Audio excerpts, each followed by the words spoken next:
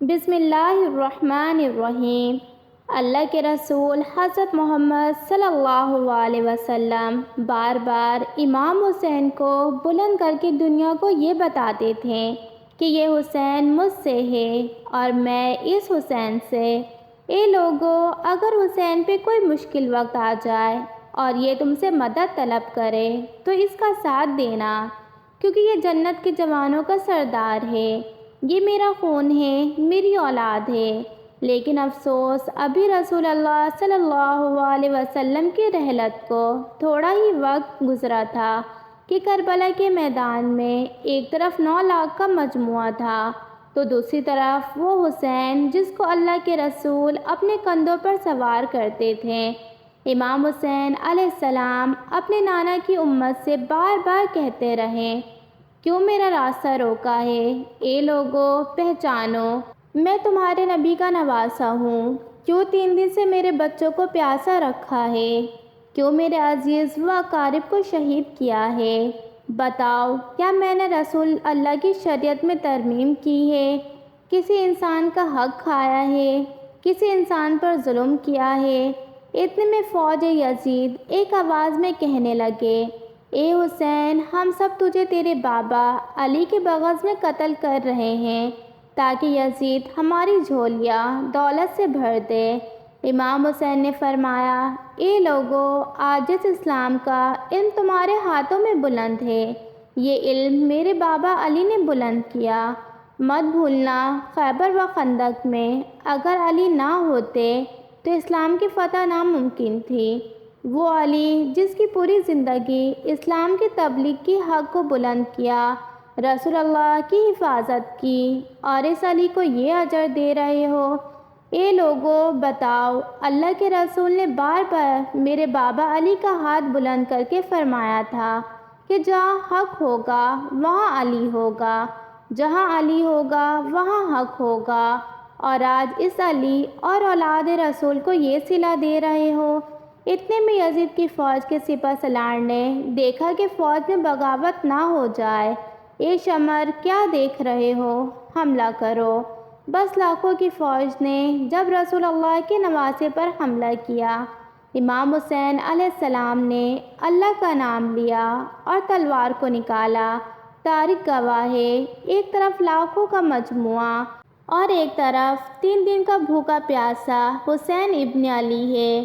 زمین پر اس طرح کی جنگ پہلے کبھی نہیں دیکھی تھی کہ تنہا انسان لاکھوں کے مجموعے کو اس طرح سے زنا کر رہا ہے کہ فوج اشقیا واپس پلٹ کر بھاگنے لگی۔ امام حسین فوج شہید سے مخاطب ہو کر فرماتے ہیں، 3 دن کے بھوکے کی جنگ دیکھو، 3 دن کے بعد پیاسے کی جنگ دیکھو، رسول کے اس نواسے کی جنگ دیکھو، اس کی جنگ دیکھو جس کا جوان بھائی مارا گیا، جس کے جوان بیٹے کو نظروں کے سامنے قتل کیا گیا، جس نے اپنے ہی ہاتھوں سے اپنے بچے کی قبر بنائی۔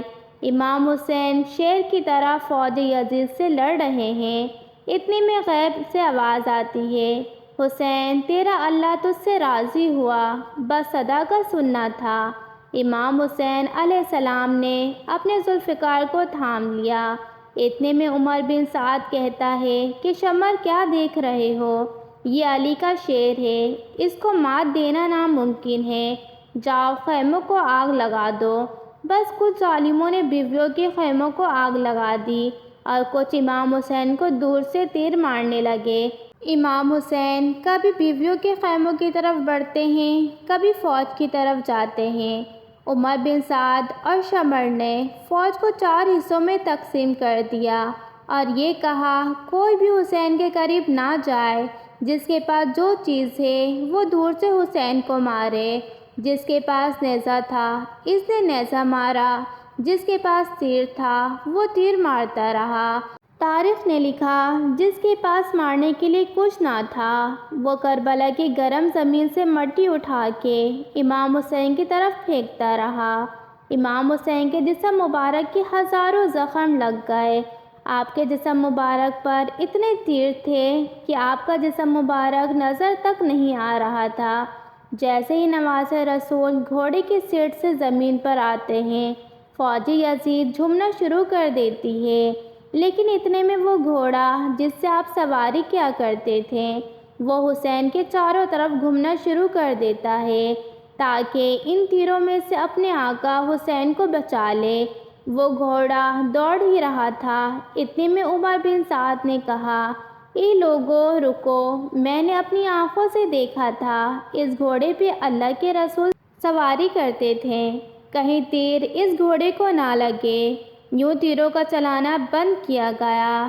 افسوس ہے ان لوگوں کو، اس گھوڑے کا احترام معلوم تھا جس پر رسول اللہ سواری کیا کرتے تھے، لیکن اس حسین کا احترام بھول چکے ہیں جن کو اپنے کندھوں پر سوار کر کے امت کو دکھایا کرتے تھے۔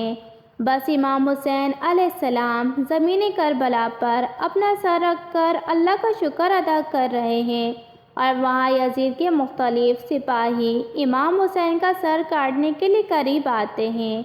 جو بھی قریب آ کے امام حسین کے سر کو دیکھے، اسے امام حسین کے چہرے پر رسول اللہ صلی اللہ علیہ وسلم کا چہرہ نظر آئے اور وہ چیخ کے دور چلا جائے۔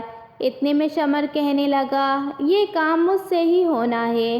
جیسے ہی شمر نے خنجر امام حسین کے گلے پہ رکھا تو وہ دیکھے کہ امام حسین علیہ السلام کے لب ہل رہے ہیں۔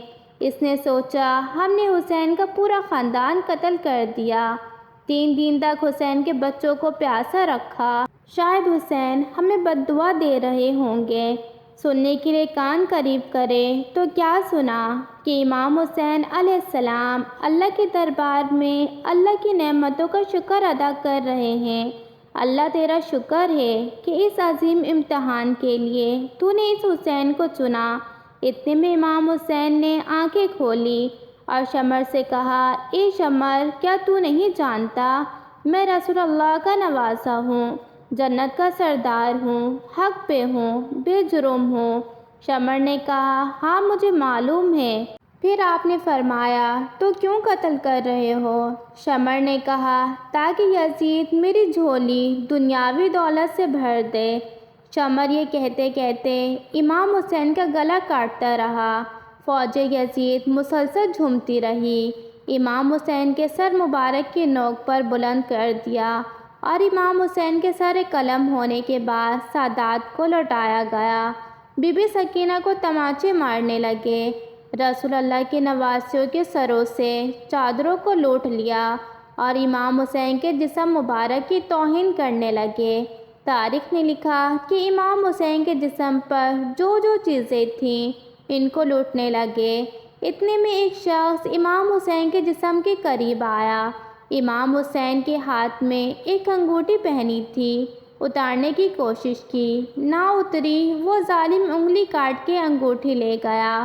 آپ کے جسم مبارک کو رسیوں سے باندھ کر کربلا کی گرم زمین پر ادھر سے ادھر گھمایا گیا۔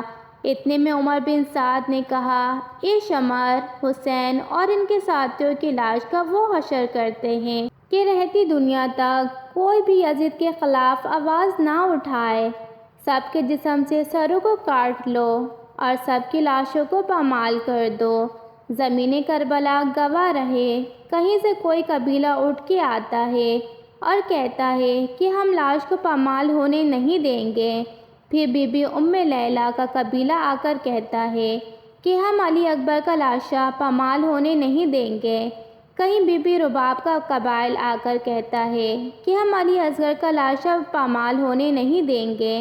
ایک شہید کی لاش پامال ہونے والی جگہ سے ہٹائی گئی۔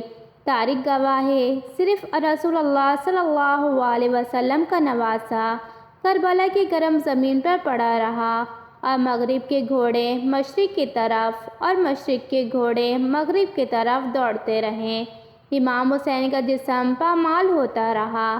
امام جعفر صادق علیہ السلام فرماتے ہیں، میرا سلام ہو میرے اس غریب دادا پر جس کی لاش کو اس طرح سے پامال کیا گیا تھا۔ ان کی دائیں پسلیاں بائیں پسلیوں کی طرف چلی گئی اور بائیں پسلیاں دائیں پسلیوں کی طرف چلی گئی، جن کا سینہ اور پشت ایک ساتھ ہو گیا۔ سلام ہو میرے دادا حسین پر جن کے جسم مبارک ٹکڑوں کو زمین کربلا پر بکھیرا گیا۔